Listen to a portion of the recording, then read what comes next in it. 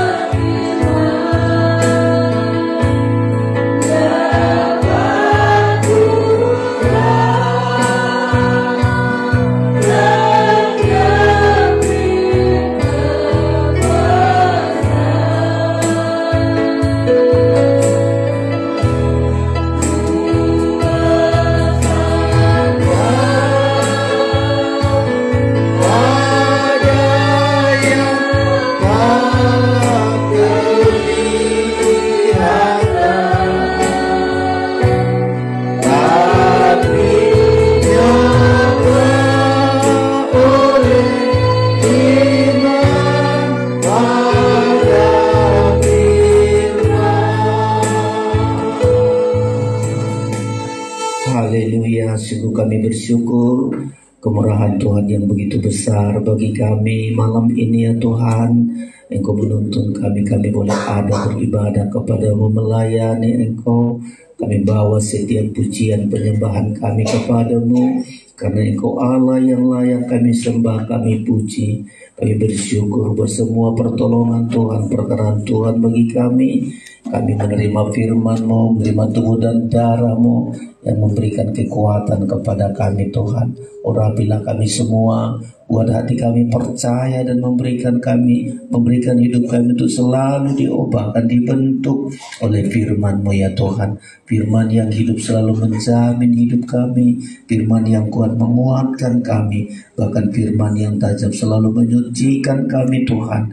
Tidak Engkau biarkan kami hidup di dalam kekurangan kami. Engkau selalu ubahkan, bentuk kami sampai terwujud gereja mempelai. Kami bersyukur, urapi kami sejauh mana suara ini dengar, setiap telinga diberkati. Kami semua yang hadir malam ini diberkati oleh firman-Mu. Kami bersyukur ya Tuhan, kami sambut berkat-Mu, terus kami sambut firman-Mu di dalam nama Tuhan Yesus, Tuhan dan mempelai pria surga kami berdoa. Haleluya, amin. Silakan duduk Bapak Ibu Saudara-saudara sekalian.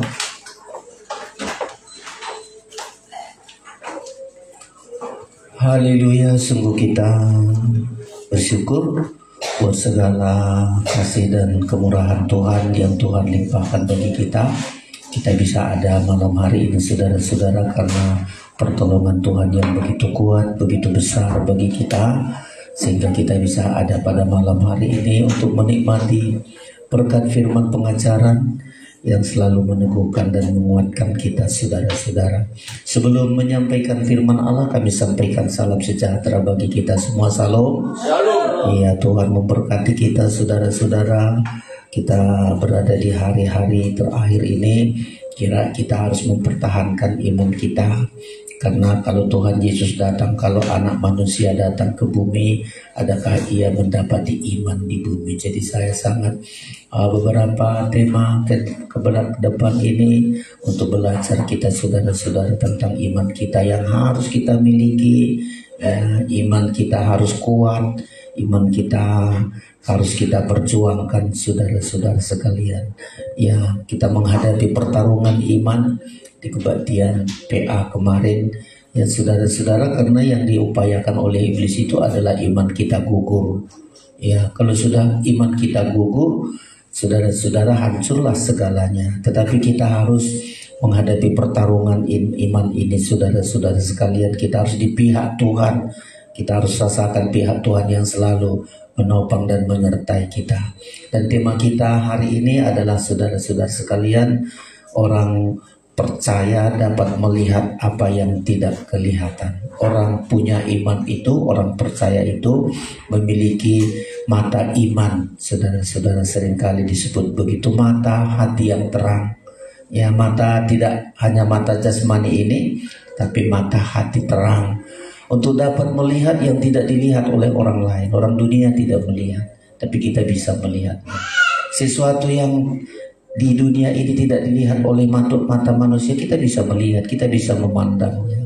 Sampai karena kita melihat apa yang tidak kelihatan, itulah membuat kita kuat, membuat kita berjuang saudara-saudara. Dan itulah sebabnya mari malam hari ini kita baca firman Allah ini, Ibrani pasal yang ke-11. Ibrani pasal yang ke-11 kita temukan di Alkitab kita saudara-saudara. Ya, ayat yang ke-24 semestinya sampai dengan ayat yang ke-27. Ya, kalau sudah menemukan, kita akan baca bersama-sama ayat ini. Saudara temukan di Ibrani pasal yang ke-11, ya, ayat yang ke-24 sampai dengan ayat yang ke-27. Kita baca bersama, 1, 2, 3.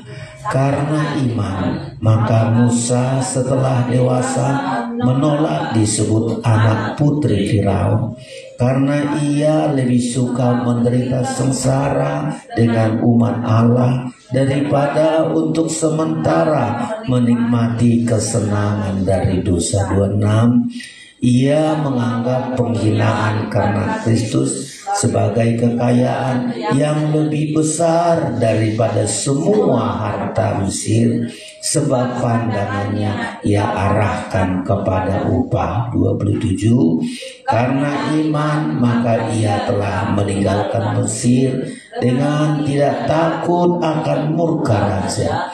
Ia bertahan sama seperti ia melihat apa yang tidak kelihatan. Ya, jadi ini saudara-saudara pengalaman-pengalaman para hamba Tuhan, orang percaya, terutama Musa, bisa meninggalkan semua kesenangan Mesir, masa depan yang mestinya disediakan oleh putri Firaun, saudara-saudara, kesenangan-kesenangan, ya, tetapi dia tinggalkan semua. Ya, karena dia melihat sesuatu yang tidak bisa dilihat oleh orang lain, tapi Musa melihatnya. Ya, makanya disebutkan di sini, ia melihat apa yang tidak kelihatan. Dia punya mata iman. Ya, ini yang seringkali kita harus miliki, saudara-saudara. Kalau kita nggak punya mata hati terang, di Efesus berkata mata iman kita tidak terang, maka kita gugur, saudara-saudara. Gampang kita disesatkan. Gampang kita meninggalkan Tuhan, gampang menyalahkan Tuhan, karena nggak punya mata hati iman, nggak punya mata iman. Efesus pasal 1, saudara-saudara, ya. Mari supaya kita menghadapi situasi di dunia ini, ya, karena kita melihat nanti kalau kita nggak punya mata iman, Antikristus akan tawarkan perkara-perkara di dunia ini, dosa-dosa, kejahatan-kejahatan ditawarkan, saudara-saudara. Ya, tapi kalau kita nggak mata iman, kalau kita memiliki mata iman, kita tolak semua itu, saudara-saudara. Kita punya kekuatan. Efesus kita baca, saudara-saudara, Efesus 1, ya, ayat yang ke-18. Mari kita baca, kita perhatikan ini, saudara-saudara. Ya, saya baca demikian ayat yang ke-18, ya. Dan supaya ia menjadikan mata hatimu terang. Nah, ini mata iman, mata hati. Di hati ini ada iman. Mata hatimu terang, agar kamu mengerti pengharapan apakah yang terkandung dalam panggilannya, betapa kayanya kemuliaan bagian yang ditentukannya bagi orang-orang kudus, dan betapa hebatnya kuasanya bagi kita yang percaya sesuai dengan kekuatan kuasanya. Ini hebat kali, saudara-saudara sekalian, ya. Mata hati kita harus terang melihat ini, ya.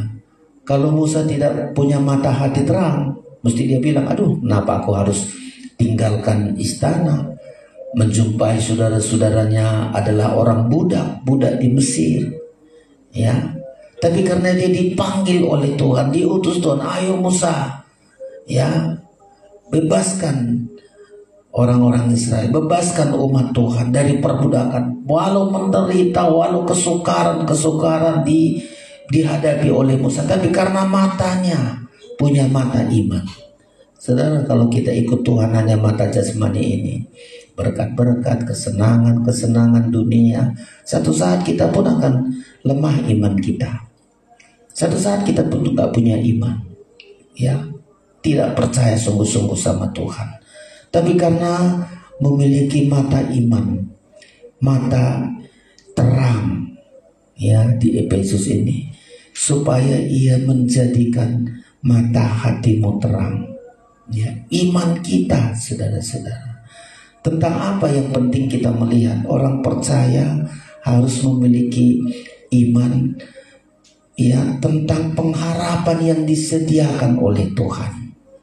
Dulu waktu Tuhan panggil Musa, gak dibilang nanti kau akan begini, akan begitu. Enggak, ayo Musa, lihat penderitaan orang Mesir, ayo kuutus engkau. Dia bilang, aku gak sanggup Tuhan, gak mampu, aku gak pandai bicara. Tapi Tuhan dipanggil, ayo Musa, ya. Tuhan tak janji nanti kau jadi begini. Kita hebat kali, saudara. Kita ikut Tuhan, dikasih Tuhan janji, dikasih Tuhan pengertian yang jelas, ada pengharapan kita yang pasti, saudara-saudara. Nah, pengharapan yang pasti inilah yang harus kita lihat. Pengharapan kita bukan kepada dunia ini. Di Korintus berkata, kalau pengharapan kita hanya kepada perkara dunia, kitalah manusia yang paling malang. Ya. Tapi karena pengharapan kita adalah pengharapan yang pasti, masuk pesta nikah anak domba Allah. Ya, itu sudah dari perjanjian lama dirindukan, kita jadi mempelai. Nabi-nabi sudah menyelidiki apa yang akan terjadi di akhir zaman. Nabi-nabi ingin melihat, ingin menyaksikan, tapi mereka meninggal. Ada pengharapan yang begitu besar. Nabi-nabi ingin melihat, bahkan rasul-rasul ingin apa yang terjadi. Ya, dan satu kenyataan nanti pengharapan yang pasti ini kita menjadi mempelainya. Kesanalah pandangan kita, saudara-saudara. Kesana kita pandangan kita melihat rencana Tuhan yang begitu besar. Ya, makanya disebutkan di sini, mata hati kita terang agar kamu mengerti. Ya, mata iman kita mengerti, percaya, mengerti apa maksud. Ya, agar kamu mengerti pengharapan apakah yang terkandung dalam panggilannya. Kita dipanggil Tuhan. Apa mata iman kita hanya kepada berkat-berkat? Kalau mata iman kita hanya kepada berkat-berkat, itulah seperti Lot. Ya, seperti Lot, dia pilih ketika disuruh oleh Abraham, ayo Lot, pilih, kalau kau ke kiri, aku ke kanan. Lot matanya tidak mata iman, tapi mata kepada Sodom Gomora. Ya, tapi Abraham setelah Lot memilih di Sodom Gomora, ya, Tuhan bilang kepada Abraham, lihat ke utara, lihat ke selatan, lihat. Ya, dengan mata iman nampaknya kering, tinggal di gunung-gunung. Ya, saudara-saudara, tinggal di tanah yang gersang. Tapi Tuhan katakan Tuhan akan ubah itu, saudara-saudara. Karena punya mata iman, bukannya dari situ dia terus percaya. Kalau mata iman kita memiliki pengharapan yang tidak kelihatan. Kalau Lot hanya melihat perkara dunia. Makanya ketika Tuhan bilang kepada Lot, ayo Lot keluar dari Sodom Gomora, jangan menoleh ke belakang. Mata ini, saudara-saudara. Ya, tapi karena nggak pernah dia melihat sesuatu yang nggak kelihatan. Ya, kalau Abraham sudah biasa melihat, percaya bahwa sesuatu yang gak kelihatan itu pun pasti nyata, saudara-saudara. Ya, dibilang, ayo tinggalkan Sodom Gomora. Dipegang Tuhan tangannya, ditarik oleh Tuhan. Ayo segera. Satu saja, jangan menoleh ke belakang. Istrinya, karena hanya melihat yang kelihatan saja, melihat harta kekayaan, kesenangan di dunia, dia menoleh menjadi tiang garam. Anak-anaknya gak pernah diajar untuk melihat yang tidak kelihatan, melihat pengharapan yang disediakan oleh Tuhan. Ya, ketika Tuhan berkata kepada Lot, ayo Lot segera lari ke pegunungan sana. Dia bilang, janganlah gitu Tuhan, aku pergi ke sana lah, banyak kali usulnya, banyak kali permintaannya. Ya, pergilah ke gua, saudara-saudara. Ya, di gua itu gak ada, istrinya sudah meninggal. Hanya Lot bersama dengan dua anaknya perempuan. Dua anaknya perempuan berkata, gak ada lagi laki-laki lain di dunia ini, gak ada lagi laki-laki lain. Gak punya pengharapan, gak percaya. Lalu dua anaknya gadis ini, udahlah kaulah tidur dengan ayah kita, besok aku lagi. Coba saudara-saudara. Ya, segala sesuatu, segala dosa, kejahatan tidak sesuai firman dilakukan karena tidak melihat sesuatu yang dengan mata iman, mata percaya. Makanya saudara-saudara, banyak terjadi nanti di hari-hari terakhir ini. Ya, kalau mata kita hanya melihat perkara di dunia ini, kita paling malang. Lot itu paling malang hidupnya, saudara-saudara. Sampai Tuhan katakan kepada keturunannya, ya, kepada keturunannya, sampai keturunan berapa nggak layak untuk jadi jemaat Tuhan, terhilang beberapa generasi, ditolak oleh Tuhan generasinya. Makanya saudara-saudara, harus kita memiliki iman untuk bisa melihat dengan mata iman pengharapan yang pasti. Pengharapan yang pasti. Apa itu pengharapan yang pasti? Bukan dunia ini. Dunia ini gak pasti, saudara-saudara. Semua di dunia gak ada kepastian. Ya kita kerja hari ini, kita beruntung hari ini, bisa rugi, bisa tidak ada yang pasti. Makanya tidak pengharapan kita kepada dunia ini. 1 Korintus pasal 15 dikatakan kalau pengharapan kita hanya kepada perkara-perkara dunia ini, kitalah manusia yang paling malang.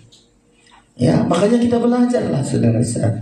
Seperti nyanyian kita, Bersalaku bertekun sampai melihat apa yang tidak kelihatan. Mata iman kita jelas, saudara-saudara.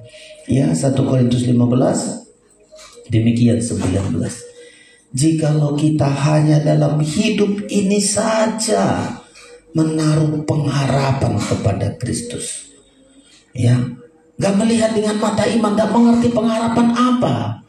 Kalau hanya dalam hidup ini saja menaruh pengharapan kepada Kristus, maka kita adalah orang-orang yang paling malang dari segala manusia. Coba, jangan pengharapan kita kepada dunia ini. Ya, banyak saudara-saudara, ya hanya dalam hidup ini saja. Rasul Paulus menangis lagi, aku menangis, ya, melihat sedihnya jemaat yang banyak pikirannya hanya pikiran daging, hanya tertuju kepada perkara dunia ini. Aku menangis, kata Rasul Paulus, karena banyak gereja, banyak anak Tuhan gak mengerti, gak melihat dengan mata saudara-saudara tentang pengharapan yang disediakan. Nah kita, saudara-saudara, makanya kita butuh firman pengajaran ini, ya, supaya jangan mata kita hanya kepada perkara dunia ini saja. Sampai berulang-ulang kali ini aku menyampaikan dengan menangis, kata Rasul Paulus. Coba saudara-saudara, kami hamba Tuhan, saya selalu ulangi, seringkali doa saya kalau selalu Tuhan berkati hanya berkat jasmani saja. Sayang satu saat kita tertinggal saudara-saudara. Tapi sampai bisa mengerti, percaya, melihat pengharapan yang besar yang Tuhan sediakan, ke sana hati kita, saudara-saudara, bukan kepada perkara-perkara yang sebentar akan binasa ini.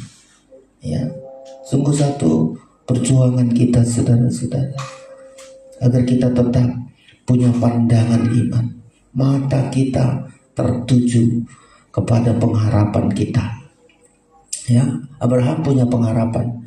Ketika Tuhan berkata kepadanya, Abraham, tinggalkan negerimu, tinggalkan rumah ayahmu, tinggalkan saudara-saudaramu, ke tempat yang akan kutunjuk. Belum tahu kemana, belum dilihat, ya, tapi dia berangkat, saudara-saudara. Ya, aku akan menjadikan engkau menjadi berkat, memberkati engkau. Dia belum melihat, ya, tapi dia percaya. Nah ini yang penting kita lakukan, saudara-saudara, ya, melihat sama seperti Musa, sama seperti Abraham, leluhur mereka, saudara-saudara. Kita lihat dulu ini, ya, ketika dipanggil oleh Tuhan, berangkat dia. Kalau enggak kita punya mata iman, saudara-saudara, ya disitulah kehancuran kita, gagal kita. Ya, dia berangkat bukan enggak banyak masalah banyak dihadapi. Dia kesukaran, kelaparan, raja-raja di sekitarnya iri hati, benci, tapi dia hadapi semua, saudara-saudara. Demikian kitab Kejadian pasal yang ke-12. Kita harus punya pengharapan, mata iman, saudara-saudara. Ya, demikian Kejadian 12. Ya, ayat 1, berfirmanlah Tuhan kepada Abram, pergilah dari negerimu dan dari sanak saudaramu dan dari rumah bapamu ini ke negeri yang akan kutunjukkan kepadamu. Belum ditunjuk, akan, saudara-saudara. Setiap hari harus minta petunjuk Tuhan. Ya, setiap langkah sama seperti kita. Kalau kita punya mata iman, kita bilang, Tuhan, setiap langkah Engkau tentukan. Setiap aku hadapi apapun ke depan, Engkau yang menentukan, yang akan kutunjukkan kepadamu. Ya, belum dilihat, saudara-saudara, belum tahu bagaimana, ke arah mana, tapi percaya. Ya, dia berangkat, saudara-saudara, bukannya tanpa pergumulan, banyak kali begitu berangkat. Di ayat selanjutnya terjadi kelaparan di perjalanannya. Terjadi ada orang yang ingin menghabisinya, ada ingin orang iri. Begitu perjalanan iman kita. Tapi karena punya mata iman, dia kuat menghadapinya. Selalu berseru, selalu berseru mohon pertolongan Tuhan, pengharapan dari Tuhan. Begitu kita dengan mata iman. Kalau mata jasmani ini bahaya, saudara-saudara. Yang akan kutunjukkan kepadamu apa janji Tuhan dengan mata iman yang ada bagi Abraham. Ayat 2, aku akan membuat engkau menjadi bangsa yang besar. Ya, Tuhan katakan dia menjadi bangsa yang besar. Di perjalanan hidupnya sudah di masa tua, belum punya anak, tapi punya mata iman. Gak langsung kecewa, mana janji Tuhan. Begitu aku keluar kemarin sudah Tuhan katakan aku menjadi bangsa yang besar. Kok anak aja gak punya? Lot sudah punya begini, aku kok enggak? Diajar oleh Tuhan, ayo miliki mata iman. Miliki mata iman. Ya, dikasih Tuhan anak yang tunggal, suruh lagi, ayo persembahkan anakmu yang tunggal itu. Anak yang kau kasih persembahkan. Itulah gunanya mata iman. Dia nggak bilang, Tuhan ini pun si Ishak ini udah kutunggu lama kali, baru sudah dewasa, sudah besar, sudah remaja pemuda, kau suruh disembelih, dipersembahkan lagi. Apa ini Tuhan? Tapi punya mata iman. Ya, ketika sesuatu Tuhan suruh nggak akan merugikan. Tuhan katakan, lihat seperti bintang-bintang di langit. Kalau kau bisa menghitungnya, begitu anakmu. Kau bisa hitung pasir di laut, begitu keturunan. Dan betul, nyata saudara-saudara, kita anak-anak Abraham sampai sekarang ini. Makanya mata iman kita sampai bisa mengerti pengharapan apa atas panggilan Tuhan bagi kita. Kita tekuni. Ya, kalau enggak, begitulah saudara-saudara. Ya, aku membuat engkau menjadi bangsa yang besar. Ya, dan diteruskan lagi itu saudara-saudara sekalian. Dan engkau akan menjadi besar, saudara-saudara. Ayat yang kedua saya ulangi, aku akan membuat engkau menjadi bangsa yang besar dan memberkati engkau serta membuat namamu masyhur, dan engkau akan menjadi berkat. Aku akan memberkati orang-orang yang memberkati engkau dan mengutuk orang-orang yang mengutuk engkau. Coba berkali pembelaan Tuhan. Coba di perjalanan hidupnya nanti, ada orang mengutuk, ada karena iri hati, karena benci, dikutuk, ditutup, terkutuk, saudara-saudara. Ya, lanjutkan lagi. Hebat kali ini Tuhan ini, saudara-saudara. Ya, demikian Abraham juga ikut. Ya, tapi kita lewati saja ayat yang ke-7. Ketika itu Tuhan menampakkan diri kepada Abraham dan berfirman, aku akan memberikan negeri ini kepada keturunanmu. Maka didirikannya lah di situ mezbah bagi Tuhan yang telah menampakkan diri kepadanya. Kemudian ia pindah dari situ ke pegunungan di sebelah timur Betel. Ia memasang kemahnya dengan Betel dan sebelah barat dan Ai di sebelah timur. Lalu ia mendirikan di situ mezbah bagi Tuhan dan memanggil nama Tuhan. Berkali saudara-saudara. Ya, nggak lama kemudian perjalanannya di ayat selanjutnya terjadi kelaparan. Memang begitu perjalanan hidup kita. Ya, supaya melihat yang tidak kelihatan. Lanjut ayat 10. Demikian, ketika kelaparan timbul di negeri itu, pergilah Abraham ke Mesir untuk tinggal di situ sebagai orang asing, sebab hebat kelaparan di negeri itu. Coba kalau orang bilang, Tuhan katamu diberkati, tapi kok susah, makan aja kami nggak punya, kelaparan. Nah, itulah ujian untuk bisa melihat apa yang tidak kelihatan. Secara nyata memang dipanggil oleh Tuhan, kamu akan keberkatan dan menjadi berkat, tapi nyatanya kok kelaparan. Disitulah kita perlu mata iman memandangnya, saudara-saudara. Kita kan di hadapan kesukaan, janji Tuhan begini, tapi kok kebalikan yang terjadi. Ya, supaya gunakan mata iman kita, percaya Tuhan tidak akan menyengsarakan kita. Kalau tahu terjadi ada kesukaran, ada masalah, supaya nyata mujizat Tuhan. Itulah guna mata iman. Ya, ada masalah, percaya dengan mata iman, pasti terjadi mujizat di situ. Ya, terjadi kelaparan, itu hebat kali saudara-saudara. Ya, istrinya mau diperlakukan oleh orang-orang di situ yang tidak baik, Tuhan hukum, Tuhan hajar. Ada orang coba-coba mengganggu Abraham, Tuhan bela dia, Tuhan nyatakan kuasanya. Saya selalu ulang-ulangi, milikilah saudara-saudara mata iman untuk bisa melihat apa yang tidak kelihatan. Ya, dan banyak lagi perjalanan, bukan hanya Abraham, Ishak, Yakub juga pengalaman yang sama. Saudara-saudara, kita menghadapi masa-masa sukar. Ya, kadang belum kenyataan. Kenapa ya saya jadi anak Tuhan? Kok gini saya? Gini nasib saya? Gini keadaan saya? Gini masalah saya? Gini kesukaran saya? Supaya saudara gunakan mata iman kita. Dengan menggunakan mata iman kita nggak pernah ragu akan janji Tuhan. Ya, disebutkan Abraham sudah di masa tua, nggak punya anak, tapi dia percaya pasti Tuhan sanggup, pasti Tuhan mengadakan. Gak pernah kecewa, dia gak pernah bilang Tuhan kok gini, gak pernah bersungut, gak pernah menyalahkan Tuhan. Kalau kita memiliki mata iman, sedikit tidak ada persungutan, sedikit tidak ada menyalahkan Tuhan, tapi jalani dengan iman. Ya, sehingga nyata seperti nyanyi kita, yang tidak kelihatan itu akan menjadi nyata, menjadi terbukti. Ya, apa saja pergumulan saudara, gunakan Tuhan, aku punya mata iman yang tidak dimiliki. Ya, Lot tidak memiliki mata iman, binasa ditolak oleh Tuhan. Kita memiliki mata iman, saudara-saudara. Atas pergumulan apa anak-anak kita gunakan. Ya, rasanya belum seperti ku inginkan, belum seperti ku harapkan. Percaya. Tuhan kita begitu dahsyat, saudara-saudara. Ya, harus memiliki mata iman pertama, saudara-saudara, untuk melihat pengharapan apa yang Tuhan sediakan kepada setiap orang yang dipanggilnya. Abraham Tuhan panggil, ya, yang lain-lain Musa hamba-hamba Tuhan, nabi-nabi di perjanjian lama ini, hebat kali mereka dipanggil oleh Tuhan.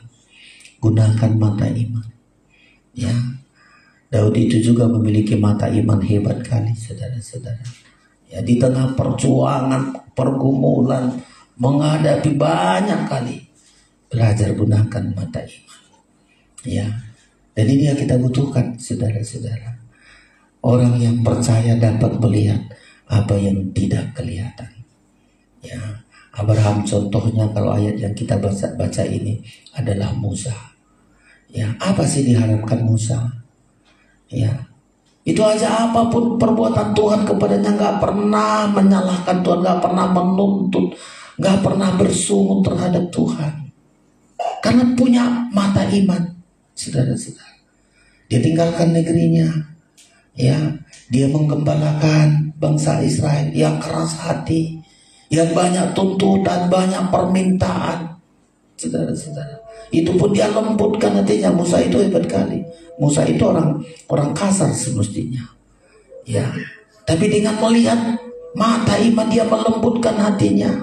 Dulu Musa melihat bangsa Israel, ya, berkelahi dengan orang Mesir, langsung dibunuhnya, keras, kasar, saudara-saudara. Dibunuhnya orang Mesir. Lihat lagi berkelahi antara orang Israel dengan orang Israel, mau keras juga dia, saudara-saudara. Tetapi di penggembalaan, ya, di Midian dia diajar oleh Tuhan, ayo miliki mata iman, miliki mata iman, melihat apa yang tidak kelihatan. Dari situ dia belajar melembutkan hati, belajar percaya apa yang terjadi itu ada maksud Tuhan. Ya, dengan mata iman dia belajar memiliki hal yang begitu besar. Disuruh Tuhanlah memimpin bangsa Israel, saudara-saudara. Ya, selalu mata iman. Ya, ketika keluar dari Mesir menghadapi Laut Teberau, ya, begitu dari belakang para pegawai Firaun sudah mau menghabisi bangsa Israel, sudah di pinggir Laut Teberau. Mata apa yang digunakan Musa? Kalau yang kelihatan pasti dia bilang, aduh binasalah kita. Laut Teberau, tidak ada kapal, kita ribuan orang mau kemana kita? Tapi Musa melihat yang tidak dilihat oleh orang. Tuhan katakan, angkat tongkatmu. Coba saudara-saudara, angkat tongkatmu. Dia seolah-olah melihat tongkat ini punya kuasa untuk menghentikan. Dia nggak lawan, dia bilang, aduh Tuhan, mana bisa tongkat? Tongkat ini takutnya kepada serigala, tongkat gimana? Kita kalau nggak melihat mata iman, banyak kali komentar kita, banyak kali kita nggak percaya, banyak kali kita menyalahkan, nggak mungkin lah, nggak mungkin. Tapi dengan mata iman, makanya hebat kali saudara-saudara, melihat apa yang tidak kelihatan. Orang Israel berseru-seru, Musa kemana kita? Lihat dari belakang, pasukan Mesir, Firaun sudah mendekat sekali. Ke depan hanya Laut Teberau. Ketika saudara menghadapi kesukaran, adakah kita berseru, Tuhan, aku melihat mata iman, sesuatu yang Engkau sediakan. Sesuatu terjadi mujizat. Karena dia punya mata iman melihatnya, bahwa tongkat yang di tangannya itu bisa menghentikan Laut Teberau. Dia angkat tongkatnya. Yang tidak kelihatan akan menjadi kelihatan. Dan pernah kejadian seorang manusia pun dengan mengangkat tongkatnya, laut bisa berhenti. Tapi Musa memiliki mata iman yang tidak kelihatan. Dan yang tidak kelihatan inilah dia percaya, maka menjadi suatu kelihatan. Semua orang Israel bilang, wah, kering tiba-tiba, saudara-saudara. Itu kan mujizat kali, saudara-saudara. Ya, laut bisa tiba-tiba kita berjalan di kering, gak nunggu 1 minggu dulu supaya datang panas kering. Ya, terjadi mujizat. Ya, coba kalau kita berjalan di laut, berhenti, ada becek, ada ini, ada gelombang-gelombang. Tapi jalan yang rata bangsa Israel bisa berjalan kayak jalan yang hebat sekali, saudara-saudara. Di lautan bisa berjalan-jalan yang bagus. Kalau kita mau melihat kuasa Tuhan, saudara-saudara, dalam hidup kita, milikilah mata iman, mata hati yang terang, supaya dapat melihat apa yang tidak kelihatan. Bangsa Israel diajar oleh Tuhan. Setelah keluar mereka dari Laut Teberau, mereka kehausan. Sudah beberapa hari nggak ada air. Ya, tiba-tiba ada air tapi pahit. Bolak-balik lagi bangsa Israel ini melihat air pahit. Nggak melihat ada apa maksud Tuhan di air pahit ini. Kalau Musa melihat ada sesuatu yang Tuhan inginkan pelajaran dengan melihat air pahit di Mara ini. Ada maksud Tuhan. Dan betul saudara-saudara, kita baca ayat itu sangat luar biasa. Ya, bangsa Israel menggerutu, Musa gimana ini kalau nggak ada mata iman kita, saudara-saudara. Pekerjaan kita bersungut, menuntut, nyalakan sana, nyalakan sini, kurang ini, kurang itu.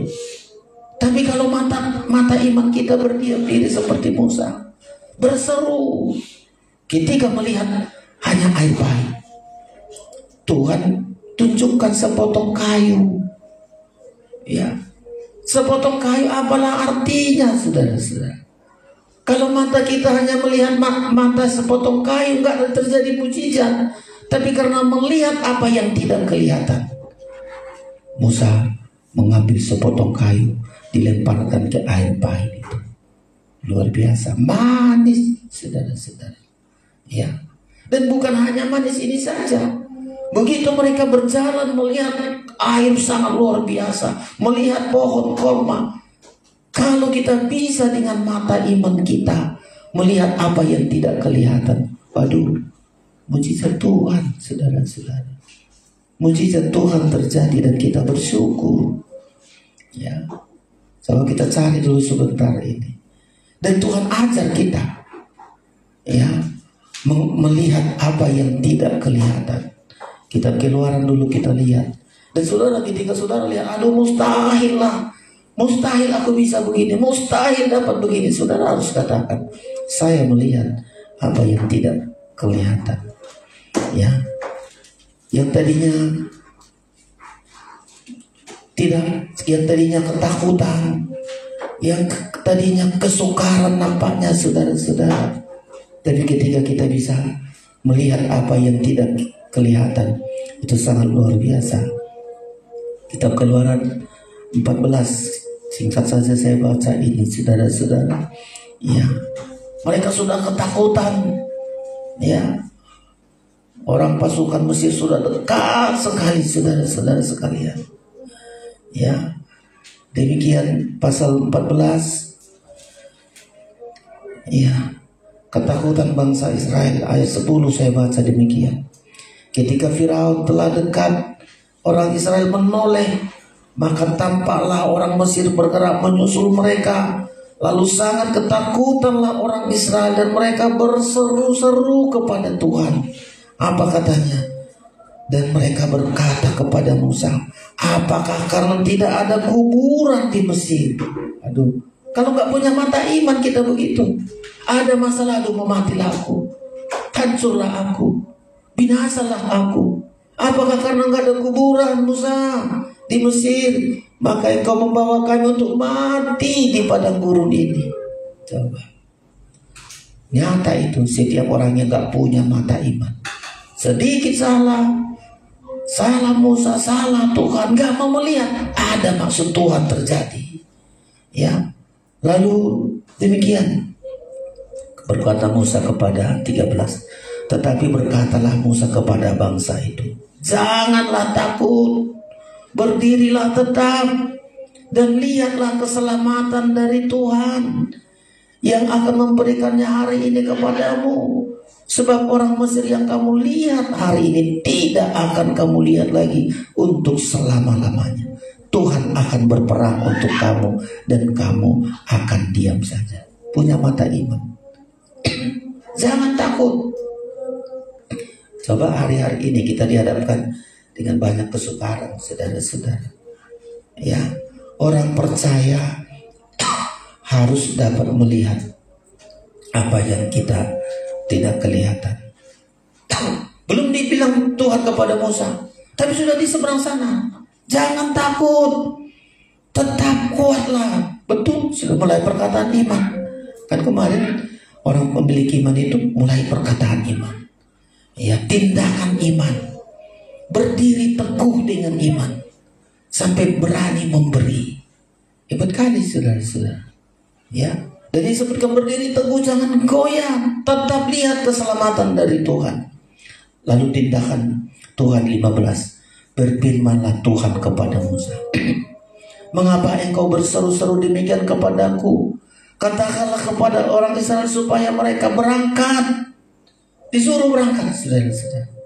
Ya, lalu ini kata Tuhan, dan engkau angkatlah tongkatmu dan ulurkanlah tanganmu ke atas laut, dan belahlah airnya, sehingga orang Israel akan berjalan dari tengah-tengah laut di tempat kering. Hebat kali, saudara-saudara. Ya, Musa percaya sesuatu yang tidak kelihatan akan menjadi kelihatan. Disuruh angkat tongkatmu, ya, angkat tongkatmu, maka laut akan berhenti dan laut akan menjadi kering. Oh, hebat kali. Musa percaya yang tidak kelihatan akan menjadi kelihatan. Diangkatnya tongkatnya, berhenti laut teberau, kering, saudara-saudara. Ya, nggak perlu lagi nimba-nimba sana sini, kering. Asal kita memiliki mata iman, mata hati terang untuk melihat apa yang tidak kelihatan akan menjadi nyata. Gak lama kemudian mereka dihadapkan Tuhan kepada, selalu tujuannya begitu, saudara-saudara. Setiap perjalanan mereka di padang gurun itu tujuannya supaya kamu bisa melihat apa yang tidak kelihatan. Ya, demikian di ayat 22 lagi lanjut, pasal 15. Keluaran 25 ayat 15. Musa menyuruh orang Israel berangkat dari laut teberau. Lalu mereka pergi ke padang gurun Syur. 3 hari lamanya mereka berjalan di padang gurun itu dengan tidak mendapat air. Seharusnya kan begitu tidak dapat air mereka percaya, oh ada kuasa Tuhan. Ayo kita berseru, ayo kita memuji Tuhan, ayo kita menyembah Tuhan, ayo percaya sama Tuhan. Seharusnya kan begitu, saudara-saudara. Yang tidak ada air. Ya, 23. Sampailah mereka ke Mara, tetapi mereka tidak dapat minum air yang di Mara itu karena pahit rasanya. Itulah sebabnya dinamai orang tempat itu Mara. Lalu perhatikan 24. Lalu bersungut-sungutlah bangsa itu kepada Musa. Kata mereka, apakah yang akan kami minum? Ya, apakah yang akan kami minum? Coba. Kalau tadi melihat Laut Merah, Musa, yang kau pikirnya gak ada kuburan kami di Mesir. Mau matinya maksudmu kami di padang ini kan? Coba saudara-saudara.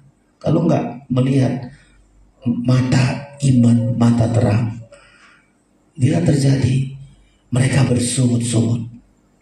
Tadi menyalahkan Musa, sekarang bersungut-sungutlah bangsa itu kepada Musa. Kata mereka, apakah yang akan kami minum? Lalu ayat 25, Musa berseru kepada Tuhan. Semestinya yang diminta oleh Tuhan ketika ada masalah, ada pergumulan, berseru. Jangan menyalahkan, jangan menuntut. Ya, berseru mereka, Musa berseru. Dan Tuhan menunjukkan kepadanya sepotong kayu. Musa melemparkan kayu itu ke dalam air, lalu air itu menjadi manis. Ya, pentingnya kita memiliki mata iman, mata terang, supaya dapat kita melihat apa yang tidak kelihatan. Yang tidak kelihatan itu akan menjadi nyata.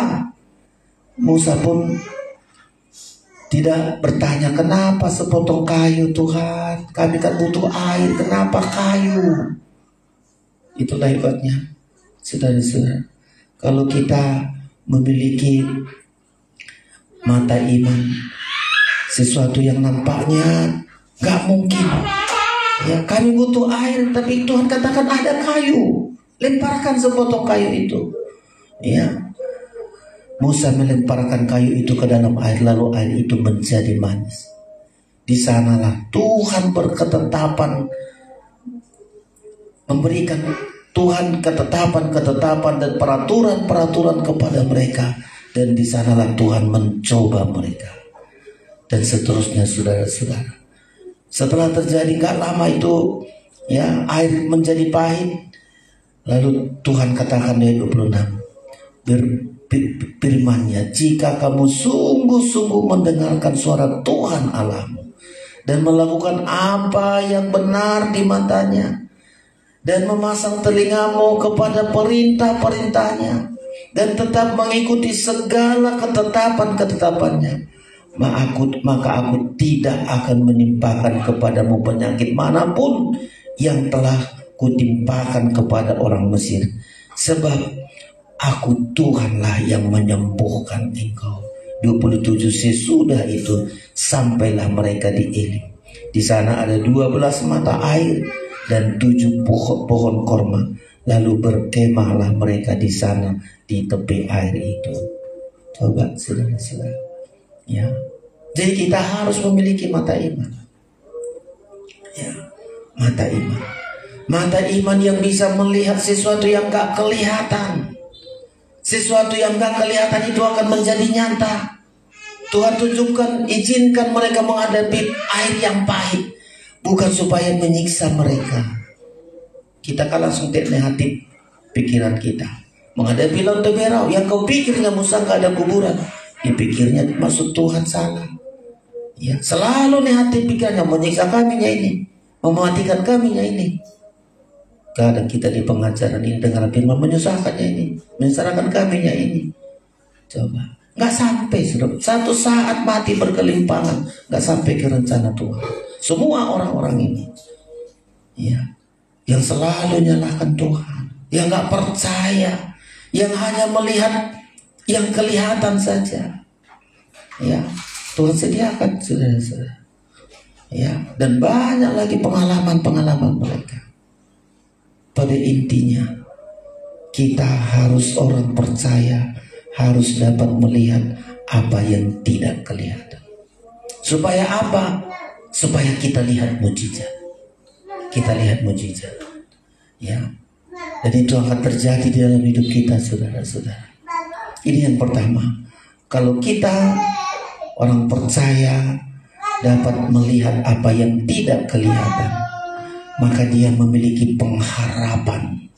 Di tengah-tengah pergumulan, di tengah-tengah kesukaran, di tengah-tengah pencobaan, di tengah-tengah masalah apapun, ada pengharapan bahwa Tuhan tidak untuk menyiksa kita, tidak menyengsarakan kita. Tidak ada niat buruk bagi Tuhan, tidak ada rencana jahat bagi Tuhan. Di nyanyian kita selalu disebutkan, tidak ada niat Tuhan buruk. Ya, sama kita, sama anak-anak kita, kalau kita ajari, ayo sekolah yang bagus, ayo jangan lakukan ini, jangan perbuat ini. Kalau anak kita mungkin, aduh, menyiksa akunya ini, disuruh aku belajar supaya susahnya pikirmu aku, disuruh kita kerja supaya mati-matiannya kau pikir aku. Negatif terus pikirannya, gak punya masa depan, saudara-saudara. Anak-anak kita dengar ini, kalau orang tua mau mengajari, mendidik mungkin keras, tegas, bukan supaya hancur, bukan supaya susah, karena ada pengharapan dari orang tua tentang hidupmu. Seperti Tuhan, kenapa harus lewat laut teberau? Kenapa harus ada air pahit? Kenapa harus ada kesukaran-kesukaran? Karena Tuhan melihat, aku mau melihat ya kesungguhan hatimu. Ya, nggak ada maksud jahat dari Tuhan. Dan kalau kita melihat hal-hal yang tidak kelihatan itu, kita kuat berjalan, kita pasti kuat. Ya, dengan mata iman kita dapat melihat pengharapan yang pasti yang Tuhan sediakan untuk jadi mempelai Tuhan. Apa ragu kita? Aduh, tidak usah, aku ragu. Jangan. Kita nggak ragu jadi mempelai Tuhan. Ya, ada kepastian kalau Tuhan datang di zaman kita ini, kita terangkat, kita keluar dari dunia ini, dibawa ke pengungsian 3,5 tahun. Antikristus bekerja, banyak cara Tuhan melepaskan kita. Coba kita lihat keadaan dunia, saudara-saudara. Kita nggak tahu apa yang terjadi di dunia. Sebentar lagi antikristus akan berkuasa. Mau kemana kita? Ya, kita diungsikan Tuhan 3,5 tahun. Apa modal kita berangkat ke sana? Berapa uang kita siapkan senang? Enggak ada. Tuhan kasih sayap.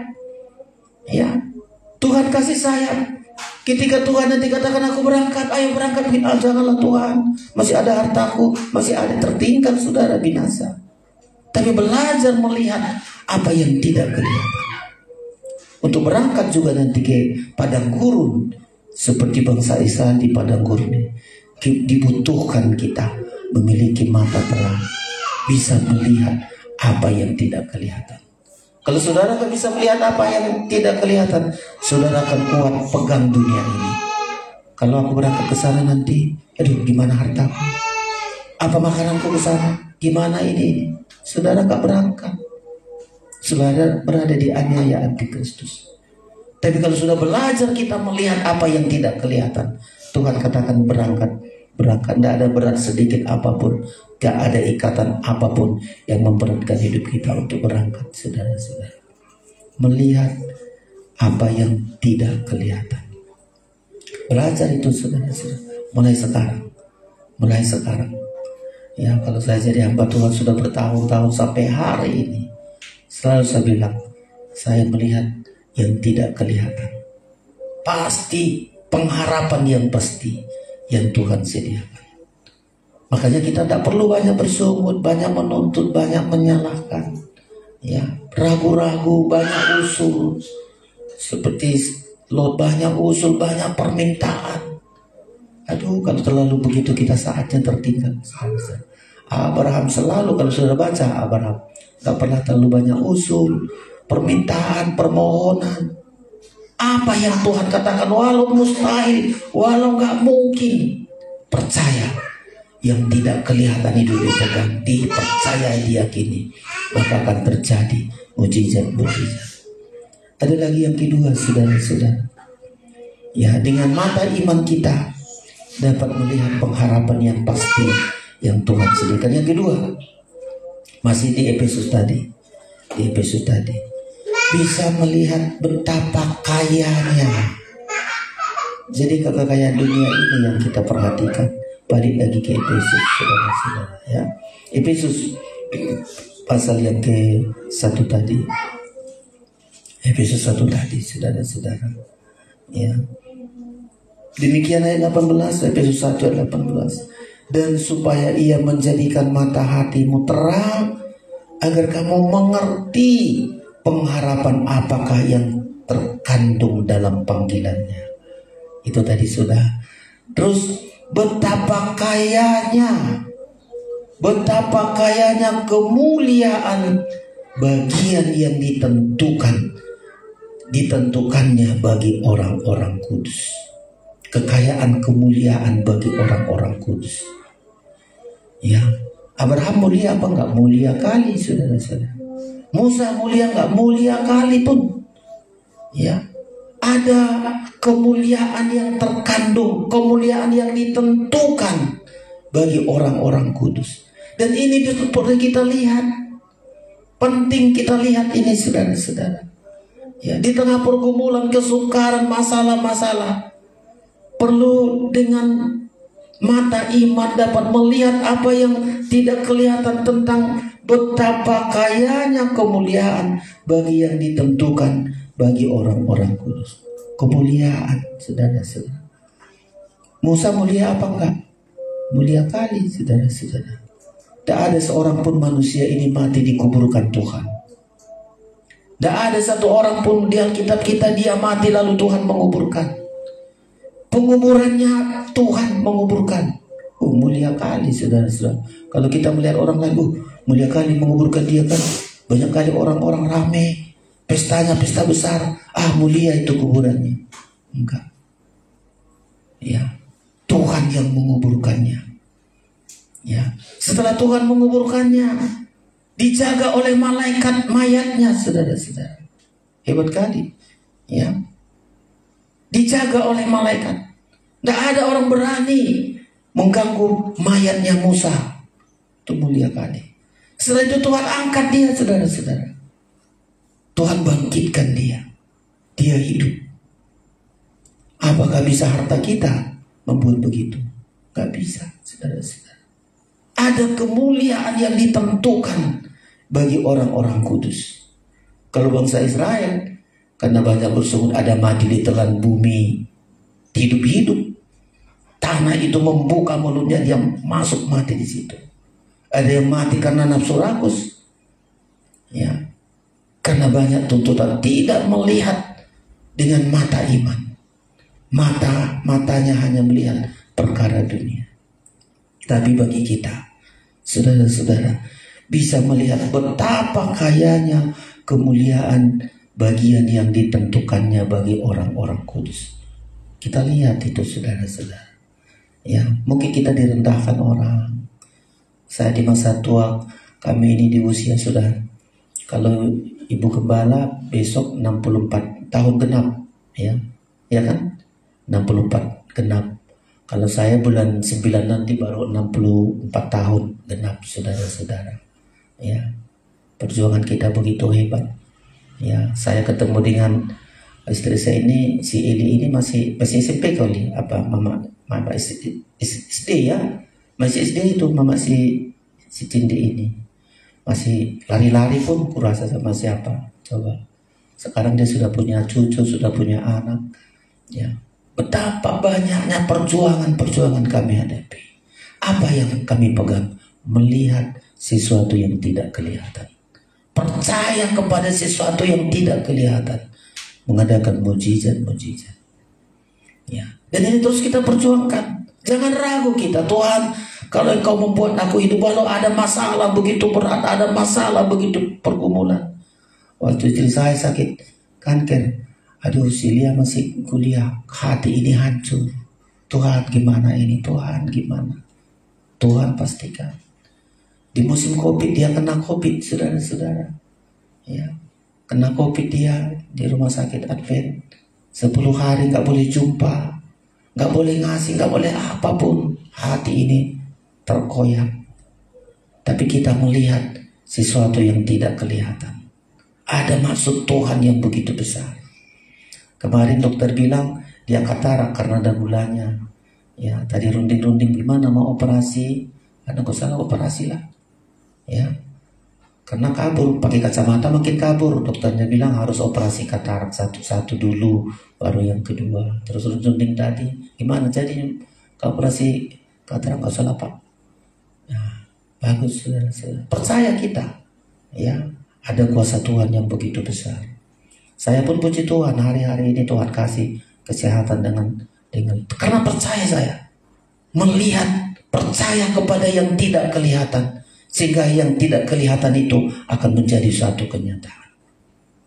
Ya, pergumulan kita, anak-anak kita, apapun, saudara-saudara, semua kita punya masalah, pergumulan anak-anak kita di sekolah mungkin bilang aduh begini, percaya. Kau Tuhan tidak menyiksa aku, tidak membohongi aku, tidak berdusta, aku percaya, nyatakan kuasa-Mu. Hebat kali saudara-saudara. Ya, dan pasti terjadi dalam hidup kita. Jadi orang percaya dapat melihat yang tidak kelihatan. Pertama, agar dia memiliki pengharapan yang pasti. Pengharapan yang pasti bahwa Tuhan menyediakan selalu yang baik, rencana yang baik, tindakan yang baik. Apapun yang Tuhan perintahkan bagi kita adalah untuk kebaikan kita. Apapun yang Tuhan minta dari kita adalah untuk kebaikan kita. Apapun Tuhan izinkan terjadi dalam hidup kita adalah untuk kebaikan kita. Lihat, sesuatu yang tidak kelihatan, percaya, berharap menjadi suatu kenyataan. Yang kedua, orang percaya memiliki mata iman untuk melihat betapa kayanya kemuliaan yang Tuhan sediakan bagi kita orang-orang kudusnya. Kemuliaan yang sangat luar biasa. Tadi Musa kita lihat dikuburkan Tuhan. Mayatnya dijaga oleh Tuhan sampai dia dibangkitkan. Sama kita. Ya, orang-orang kudus nanti mati dikuburkan oleh orang-orang kudus. Dijaga oleh Tuhan sampai hari kebangkitan itu. Kita dibangkitkan untuk bertemu dengan Yesus mempelai pria surga. Ya. Itu betapa hebatnya, saudara-saudara. Dua ini yang harus kita miliki. Mata iman, memiliki pengharapan terhadap Tuhan. Jangan kecewa, jangan tinggalkan pengharapanmu. Percaya, yakin. Ya, memiliki mata iman dapat melihat betapa kayanya bagian yang ditentukan bagi orang-orang kudus. Semestinya ayat 19 sampai lanjutnya ini. Saya lanjutkan 19 Efesus 1 tadi 19.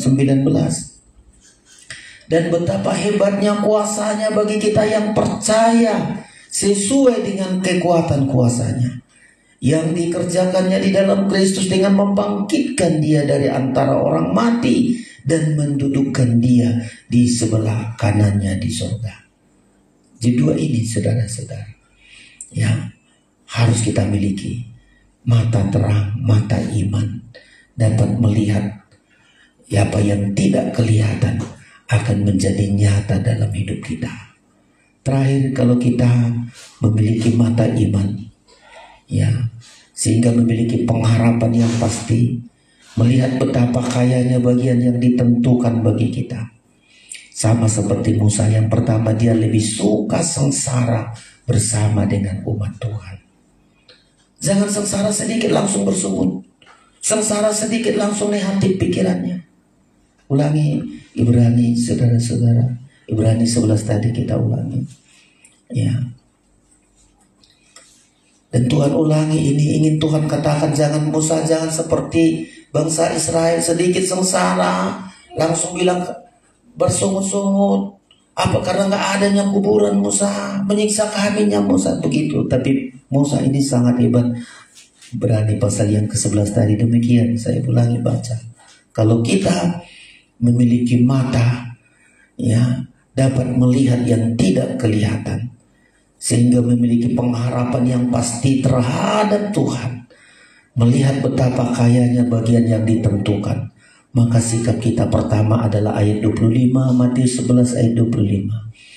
Ya, karena ia Musa ini lebih suka menderita sengsara dengan umat Allah daripada untuk sementara menikmati kesenangan dari dosa. Ayo, ada sengsara sedikit, ada kesengsaraan, ada hal-hal yang gak enak bagi daging kita. Suka sengsara, itu artinya tidak bersungut, tidak menyalahkan. Saat sengsara hanya percaya, hanya yakin.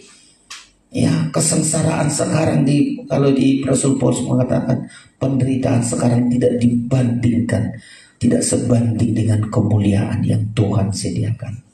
Sengsara sedikit, ya, dalam hal apapun, dan memang kita harus menderita sengsara bersama dengan Tuhan. Umat Israel, Tuhan inginkan mereka sengsara bukan untuk menghancurkan mereka, supaya tabiat budak itu tidak lagi ada bagi bangsa Israel.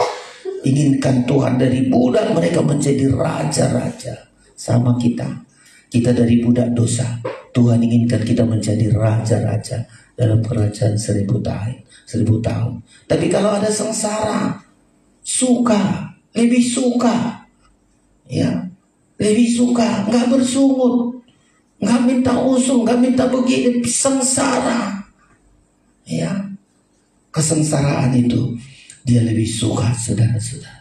Yang kedua, kalau kita memiliki mata iman, yang kedua adalah kalau kita dihina, ayat yang ke-26, ia menganggap penghinaan karena Kristus sebagai kekayaan lebih besar dari semua harta di Mesir, sebab pandangannya ia arahkan kepada upah.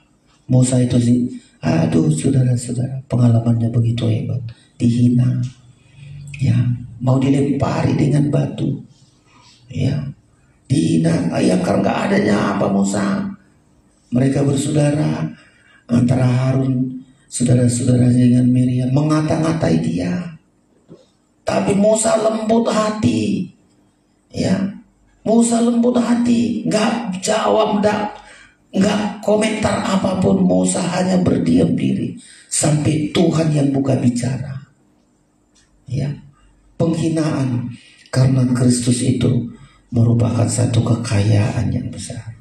Yang ketiga, kalau kita memiliki mata iman yang dapat melihat apa yang tidak kelihatan, berani meninggalkan, ayat 27.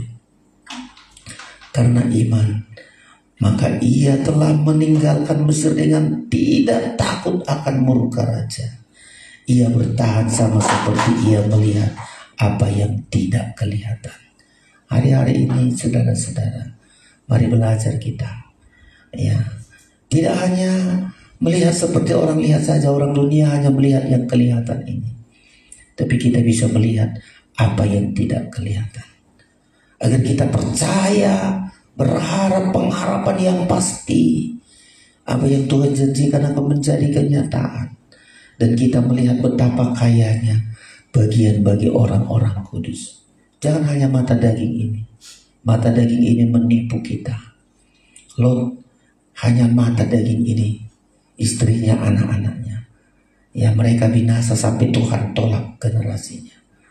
Tapi kita, Musa, semua kita yang ada malam hari ini, milikilah mata iman yang dapat melihat apa yang tidak kelihatan. Ya, ada kesukaran sedikit, belajar tekun, belajar berseru, mohon pertolongan Tuhan, mohon tuntunan Tuhan, karena Tuhan menyediakan hal yang terbaik bagi kita. Kiranya Tuhan memberkati kita malam ini. Kita datang kepada Tuhan dengan seruan kita, belas kasihan Tuhan begitu indah, begitu kuat bagi kita, saudara-saudara. Kita naikkan pujian kita.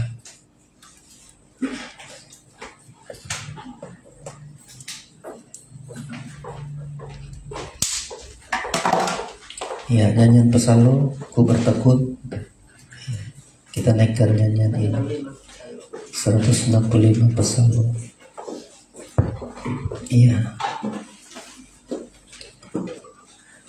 diminta oleh ketekunan kita, ya, bersandar, ya, bersandar sama Tuhan. Ada pergumulan, ada masalah, ada hal yang belum sesuai hati kita, ada rencana Tuhan di dalamnya. Semua kita bangkit berdiri.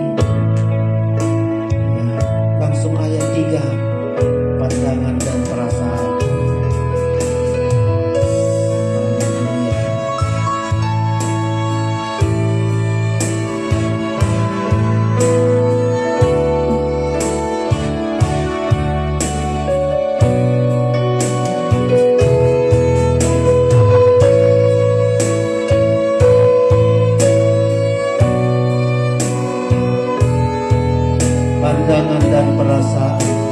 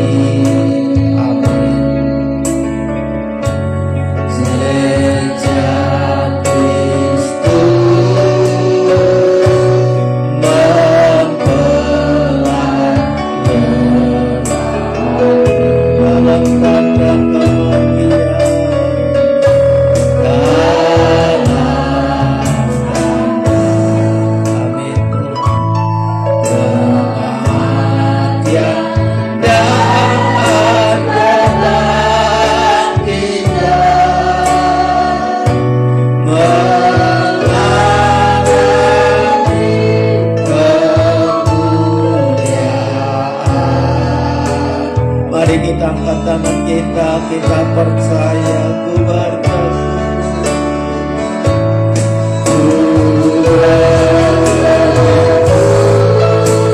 Kami melihat sesuatu yang rencana-Mu yang baik.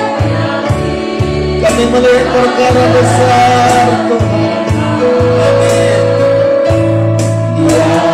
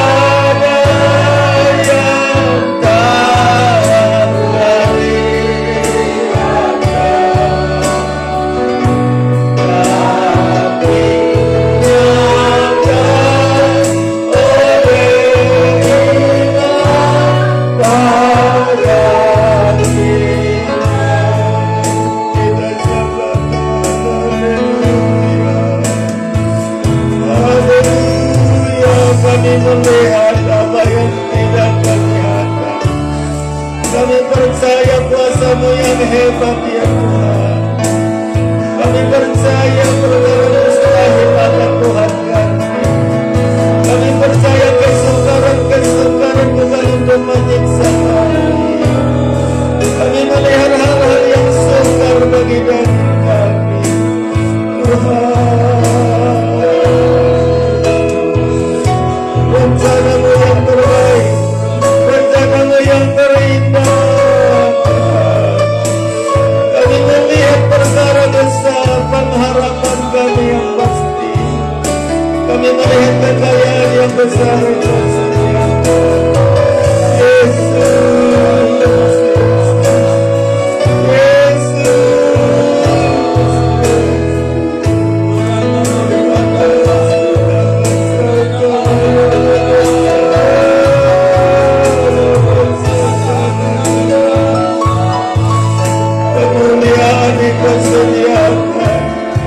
Pengharapan kami akan menjadi kenyataan.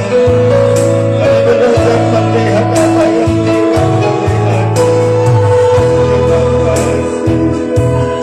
Terima kasih kepada kami dan janji-Mu, kepada kami dan firman-Mu Tuhan. Sebagaimana Abraham Musa bisa melihat yang tidak kelihatan, kami juga akan melihatnya Tuhan.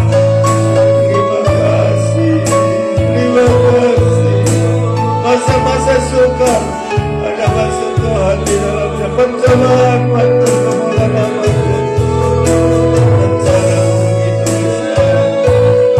Terima kasih, terima kasih, terima kasih Bapak. Sungguh kami bersyukur. Tidak ada rencana-Mu, rencana gagal bagi kami. Rencana Tuhan begitu besar bagi kami Tuhan. Mengasihi kami dengan pengorbanan-Mu bagi kami Tuhan. Terima kasih Tuhan.